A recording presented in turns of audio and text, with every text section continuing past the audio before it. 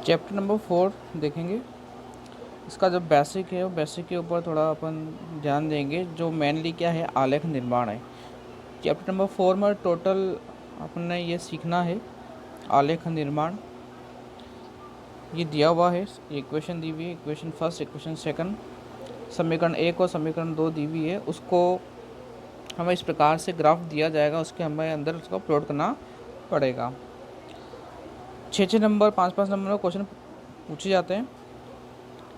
हो सकता है कि आपको 2 पार्ट में करके दे दे, तो किस तरह से इसको अपलोड करना है, किस तरह से को निर्माण करना मैं बता चुका था पहले भी, लेकिन अब उसको थोड़ा अच्छे से समझते हैं कि कैसे क्या रहता है। ये जो आपको ब्लू लाइन दिख रही है, ये ब्लू लाइन जो है वो इनमें से कोई एक समीकरण के द्वारा बनने वाली लाइन है, एक रेखा। ज़रूरी नहीं है इसी तरीके की बनेगी, हो सकता है अलग अलग तरीके बने, हो सकता है कि कटे, जैसे क्रॉस हो रही कट रही, हो सकता है कि ये ना कटे। वो कटना और नहीं कटने के बारे में हम उसके बाद में चर्चा करेंगे। पहले अभी अपन ये देखेंगे कि इसके माध्यम से हम ये चीज़ कैसे बनाएं। तो इसके लिए कुछ विधि है, अपन उसके बारे में देखते हैं।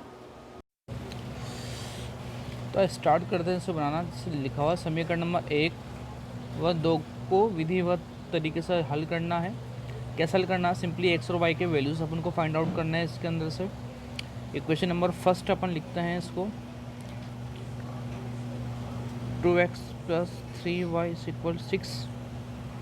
जहाँ से अपन को x का वैल्यू फाइंड करना पड़ेगा, तो इस y का जो सिस्टम है उसको उधर शिफ्ट कर देंगे, इक्वल के बराबर के उधर लेके आ जाएंगे।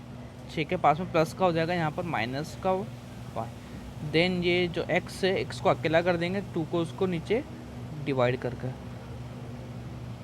तो आप लोगों को यहाँ तक तो खुद सोचना पड़ेगा कि जिसका वैल्यू आपको फाइंड आउट करना है उसे अकेला कर दो। जैसे अकेला हो गया, यहाँ पर अकेला का मतलब जैसे जो भी इसके पास में है उसको बराबर के उधर भेज दो। जैसे +3y था, उसको उधर शिफ्ट कर दिया, तो प्लस का तो वहाँ जाएगा माइनस का हो गया। अगर माइनस का होता तो वहाँ जाके किसका हो जाता? प्लस का हो जाता यहाँ पे, ठीक है। देन उसके बाद में जो उसके साथ में 2 लगा हुआ है वो इन दोनों के डिवाइड में लग जाएगा, मतलब जो इनटू में जो है वो यहाँ पर जो लिखा होगा उसके बटे में आ जाएगा। इस तरीके से ध्यान रखना है, ठीक है। अब हमें यहाँ पर क्या करना है कि बारी बारी y का वैल्यू रखते हुए चलना है और x का मान निकालते हुए चलना है। अगर कई बच्चों ये दिक्कत कर जाते हैं कि भाई कौन सा वैल्यू रखें कि आपका सिंपल सा बिना पॉइंट का आंसर निकल जाए, उसका भी एक तरीका बता देंगे आपको लास्ट में जब ये चैप्टर ख़त्म होगा। लेकिन जब तक आप उसको ऐसे सोचें, करने का प्रयास करें। यहाँ पर आपको दिख रहा है नीचे लिखा हुआ है 2, और ऊपर जो वैल्यू जो भी आएगा उसमें 2 का डिवाइड लगने वाला है। तो अपना प्रयास ये होना चाहिए कि ऊपर जो भी हो वो 2 से पूरा पूरा भाग चला जाना चाहिए। अतिरिक्त अगर दूसरा कुछ आया तो भाग पूरा पूरा नहीं जाएगा इसका। पॉइंट में आने में कोई दिक्कत नहीं है, लेकिन कोशिश ये रखनी है कि पॉइंट में आंसर ना आवे। तो जैसे ऊपर मुझे दिख रहा है कि अगर मैं y बराबर लिखता हूँ 1, तो ये हो जाएगा 3 × 1, तो ये हो जाएगा 3। देन यहाँ पर 6 में से 3 माइनस हो जाएगा, तो 6 में से 3 माइनस होएगा तो ये बनाएगा 3। अब 3 में 2 का डिवाइड लगेगा तो पूरा पूरा इसका डिवाइड जाएगा नहीं। जैसे समझिएगा इसका मैं क्या कह रहा हूँ, जैसे मैं क्या रखता हूँ y बराबर 1, तो यहाँ पर x का वैल्यू क्या आएगा देखिए, जो हो जाएगा 6 माइनस ये 3, y की जगह अपन ने क्या रख दिया यहाँ पर 1। ध्यान रखना दोस्तों, आपने यहाँ 1 रखने के बाद इसको 31 मत कर दीजिएगा, ये इंटू में है, ये इंटू अपॉन ये 2, ये 6 माइनस 3 × 3/2, माइनस में कितना आ गया 3/2। अब इसका आप डिवाइड लगा दिए, नहीं जाएगा, पॉइंट में आंसर आएगा। पॉइंट में भी आंसर आ जाए तो कोई दिक्कत नहीं है, लेकिन अपना प्रयास रखना है कि पॉइंट में ना आवे। तो अभी हमको यहीं पर माइंड में कैलकुलेशन जैसे 1 पे रखना ही आ गया। अभी मैं जैसे यहाँ पर 2 रखता, 2 रखता y का वैल्यू, तो y का वैल्यू 2 रखूँ तो कितना होगा 6, और 6 में से 6 माइनस कितना होगा 0, 0/2, तो आंसर मेरा क्या है 0। तो हाँ, अगर आप y बराबर 2 रखते हो, ठीक है, 0 चल जाएगा। कई बच्चे सोचते हैं कि 0 लाना आना सही है कि नहीं, 0 चल सकता है। ये हो जाएगा 3 × y की जगह आपने क्या रख दिया है 2। यहाँ पर अपन को ये रखना है, ये मान रखना है y का वैल्यू जो है टू तो जाएगा 6 माइनस 6 अपॉन 2, ऊपर 0 0/2, तो आंसर कितना आ गया 0। अगर आपको दिख रहा है कि डायरेक्ट ही आप यहाँ से लेकर यहाँ पर आ सकते हो तो कोई दिक्कत नहीं, ठीक है ना। ये तो मैंने समझाने के हिसाब से लिखा है। आपको दिख रहा है कि भैया 6 में से ये माइनस हो रहा है, माइनस होकर डायरेक्ट आंसर क्या आएगा, आप ये लेके ये करके ये कर दीजिएगा। तो y2 रखने पर मुझे क्या मिला है 0, ठीक है। इसकी टेबल किस तरह से बनती है थोड़ा इस पर देख लेते हैं अपन, ये तो एक्स्ट्रा में था चीज़ें। इसकी टेबल इस तरह की रहती है, x और y। जैसे y का वैल्यू मैंने कितना रखा था 2, देखिए y का 2 रखा था यहाँ पर, ये 2, तो इसको सोल्व करने पर x का वैल्यू कितना निकला 0, तो x का वैल्यू कितना निकला मेरा यहाँ पर 0। तो इसी तरह से अपन आगे पॉइंट निकालते हुए चलेंगे। जैसे आपने यहाँ पर 2 रखा था, अब आप और सोचिए यहाँ पर और क्या वैल्यू रखें यहाँ पर कि पूरा पूरा डिवाइड इसमें हो जाए। जैसे 2 रख दिया, ठीक है। उसके बाद में आप यहाँ पे 3 रखते हैं y का वैल्यू, तो कितना हो जाएगा 9, फिर 6 माइनस 9 माइनस का 3 आ जाएगा, डिवाइड नहीं जाएगा। यहाँ पर आपको 4 रखोगे तो कितना हो जाएगा, 4 को उससे इंटू करोगे तो 12 हो जाएगा, 12 में से ये माइनस हो जाएगा तो माइनस के अपने पास आ जाएगा 6, ठीक है। लेकिन आपको एक ट्रिक बताते हैं इसकी दोस्तों, कि आपने यहाँ पर 2 रखा था तो आपने आंसर 0 आ गया। तो अगर आपको ये डायरेक्ट ही पता लग जाए कि इसमें आप उसके बाद में ये वैल्यू रखने पर अपना आंसर पूरा आ जाएगा। जैसे आपके पास में आंसर आया था कितना, यहाँ पर 2, अब नीचे किसका डिवाइड लग रहा है, यहाँ पर 2 का डिवाइड लग रहा है, तो इस वाले 2 को इस वाले 2 से इंटू कर दीजिए, कितना 4।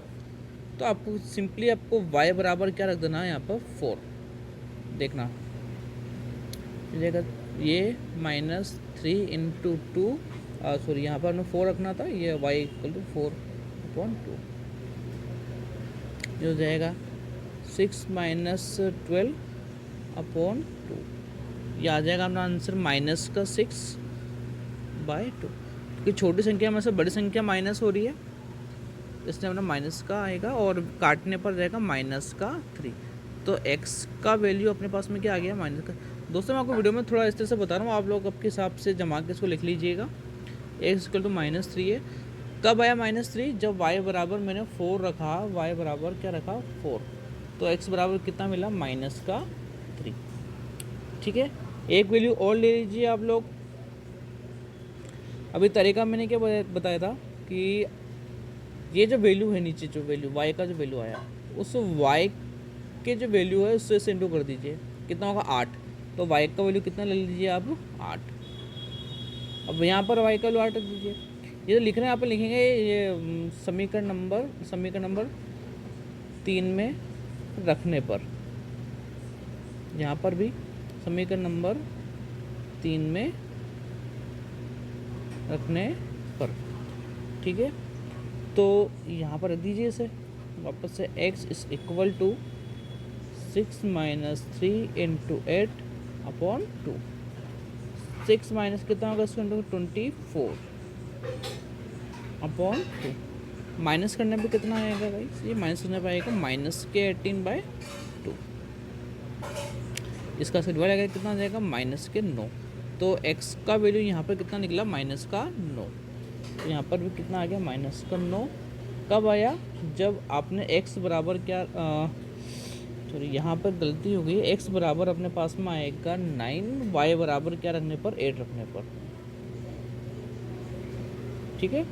ये आपको एक टेबल प्राप्त हो गई है, 3 वैल्यूज़ तक आप इसको निकाल सकते हैं। इसका एक बहुत शॉर्ट तरीका भी है, जब ये ख़त्म होगा तब उसको बता देंगे। तो ये किसकी प्राप्त हुई, समीकरण नंबर 1 से, ये समीकरण नंबर 1 की सारणी है।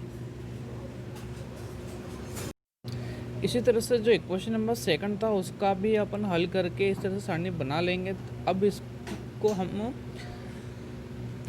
जो ग्राफ होगा उसमें मान रखेंगे। देखिए दोस्तों, इसके करने के तरीके जो मैंने आपको तरीका जो ट्रिक वाइज बताए हैं, आप वो भी इस्तेमाल कर सकते हैं, और यदि आपको आता है इसको निकालना करना, वो आप आपकी मर्ज़ी से भी कर सकते हैं। ये मैंने अपनी मर्ज़ी के हिसाब से वैल्यूज़ रखी है, तो आप भी अपनी मर्ज़ी के हिसाब से सब पे वैल्यूज़ रखिए, इसको सोल्व करिए। जब मैं आपको क्वेश्चंस दूंगा आप उसको अच्छे से उसको क्वेश्चन का ट्राई करें, तो पूरा सोल्यूशन करें। अपने पास में दोनों समीकरण के द्वारा हल करने पर ये वाले मान प्राप्त हुए थे, समीकरण 1 और समीकरण 2 के द्वारा। इसको हम ग्राफ में कैसे प्लॉट करेंगे आप देखेंगे। देखिए ग्राफ आपको दिया हुआ जाएगा, जब आप लोग क्लास में आएंगे तो हम आपको ग्राफ के अंदर बताएंगे कि किस तरह से प्लॉट किया जाता है। अभी हाल फिलहाल आप लोग ये वैल्यूज ऐसे निकालिए, कॉपी में इस तरह से करके इसको सॉल्व करिएगा। अब यहाँ पर हमारे पास देखेंगे अपन x का जो वैल्यूज़ है वो मैक्सिमम है -9, मतलब लिखने के हिसाब से 9 ज़्यादा आ रहा है ना। तो अगर हम यहाँ से स्टार्ट करेंगे लिखना है, चलो पहले इसके बारे में बता देता हूँ। ये अक्ष होते हैं, ये जो आपका वर्टिकल है ऊर्ध्वाधर, इसे हम बोलते हैं y अक्ष। ऊपर वाला प्लस में लिखा जाता है, नीचे वाला माइनस में ये x, और ये x अक्ष होता है पूरा। ये मूल बिंदु होता है 0 0। इसके इधर की ओर सब वैल्यू प्लस में होती है, इधर की ओर सारी वैल्यू माइनस में होती है x की। सेम y में भी होता है, मूल बिंदु के ऊपर तरह सारे ये वैल्यू यहाँ पर प्लस में लिखी जाती है और यहाँ पर नीचे माइनस में लिखी जाती है y की वैल्यूज़। अब हमें y के जैसे इसमें नंबर लिखने पड़ेंगे, जैसे 1 2 3 4 5, उसके हिसाब से आप लिखो 2 4 6, जो भी आपके हिसाब से आपको जैसा लगना है। लेकिन जब आप आपके जो पॉइंट्स आपको ये रखना है उसके हिसाब से आपको यह बनाना पड़ेगा।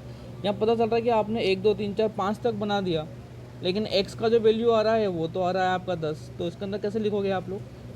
तो गैप भी उसके हिसाब से लेना है, और लेकिन जब गैप लोगे तो गैप आपको समान लेना है। जैसे कि अगर मैं बात करता हूँ इस वाली की x की बात कर लेता हूँ। देखिए यहाँ पे आ रहा -9, तो अगर मैं यदि गिनती के हिसाब से लिखता हूँ इसको 1 2 3 4 5 6 7 8, यहाँ तक ख़त्म हो गया है तो कम पड़ रहा है। तो या तो अगर आपके ग्राफ में जगह है और आपको पता है कि इससे ज़्यादा वैल्यू नहीं है आपके पास में, तो आप उसको यहाँ तक पुट कर लीजिए, कोई दिक्कत नहीं है। इसको लिख लीजिए आप यहाँ पर 1 2 3 4, माइनस में आएगा सारा, ये ध्यान रखना, इसको माइनस में करना है। सब वैल्यूज़ यहाँ पर लिखी होती है अपने पास में माइनस में, ठीक है। अब y की बात करेंगे, y में क्या आ रहा है, मैक्सिमम यहाँ पर 8 आ रहा है, तो 8 भी कहाँ पे आ रहा है, जैसे यहाँ पर ऊपर दिख रहा है। अगर जैसे आपने लिखा ना यहाँ पे 1 का गैप के अनुसार, तो इसको भी यहाँ पे 1 के गैप के अनुसार करना है। ऐसा नहीं है कि यहाँ पर अलग गैप ले रहे हो, यहाँ अलग गैप ले रहे हो। जैसे 1 2 3, यहाँ पर 1 2 3 का ही गैप होना चाहिए। ऐसा नहीं करना कि यहाँ से 1 2 3, यहाँ से आप इसको 2 से स्टार्ट कर रहे हो, 2 4, ऐसा नहीं करना है। जो गैप यहाँ पर है वही गैप यहाँ पर होना चाहिए। यहाँ पे लिख लीजिए 8 तक है वैल्यूज़ कि आपके पास में आ रहा है 8 तक। जो आपके पास ग्राफ रहता है दोस्तों, इसमें ये 1 सेंटीमीटर का जो गैप होता है उसके अनुसार रहता है। आप लोग क्लास में आएंगे तो उसको अच्छे से बता देंगे। तो अभी तो आप लोग हल्का फुल्का ये सीखिए कैसे क्या करते हैं इसमें। यहाँ गिनती लिख लीजिए 1 2 3 4 5 6 7 8 9 10। इस तरह यहाँ पर लिख लीजिए, ये दिख रहा -1 -2 -3 -4 -5, और वैल्यूज रख लीजिए। कैसे करेंगे थोड़ा ध्यान से देखना इसे। x का वैल्यू आ रहा है मेरे पास 0। अब x का वैल्यू 0 कहाँ पर, यहाँ मिलेगा, ठीक है। बच्चों को इस तरह से बताते हैं हम कि जैसे x ये 0, अब y में कितना है, y में 2 है, तो y में 2 वो भी प्लस में, तो कहाँ चढ़ेगा, ऊपर की ओर चढ़ेगा, तो यहाँ पर एक पॉइंट आपको मिल गया। उसी प्रकार से y का x का वैल्यू कितना है यहाँ पर -3, तो देखिए -3 कहाँ पर आ रहा है, यहाँ पे आ रहा है -3। आपको कहाँ चढ़ना है, -3 के साथ में 4 के ऊपर, तो 4 के पास में ना वो भी प्लस में, तो आपको कहाँ मिलेगा, यहाँ पर ऊपर लगभग यहाँ मिलेगा, ठीक। अब इसमें देखो x बराबर -9 है, तो -9 ये रहा, और कहाँ चढ़ना है, 8 के ऊपर चढ़ना है, तो 8 कहाँ मिलेगा आपको, यहाँ मिलेगा। तो बिल्कुल स्ट्रेट आना, ध्यान ऐसा क्रॉस ना करना, आपको पॉइंट चाहिए तो यहाँ से बिल्कुल आपका स्ट्रेट के ऊपर आएगा, जो लगभग अपन मान के चले तो यहाँ पर आपको उनको मिलेगा। तो आप क्या करिएगा, इसको स्केल से इस तरह से लाइन ड्रॉ कर लीजिएगा पूरी अच्छी तरीके से, ठीक।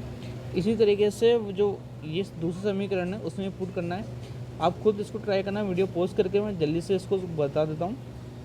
एक्स का वैल्यू 4 है, इसके साथ में y का 0 है, तो ये यहीं पे रह जाएगा, क्योंकि ना ऊपर जाएगा ना नीचे जाएगा ये, क्योंकि 0 है y पे। x2 पर 3 आ रहा है, इस 2 पर कहाँ आ रहा है, ये 3 यहाँ पे आ रहा है, एक्स 0 के ऊपर वाई मुझे मिल रहा है 6, जो कि ये ऊपर की ओर जा रहा है। तो इसको भी स्केल से इस तरह से मिला लेना और ये इस तरह से आपको मिल जाएगा।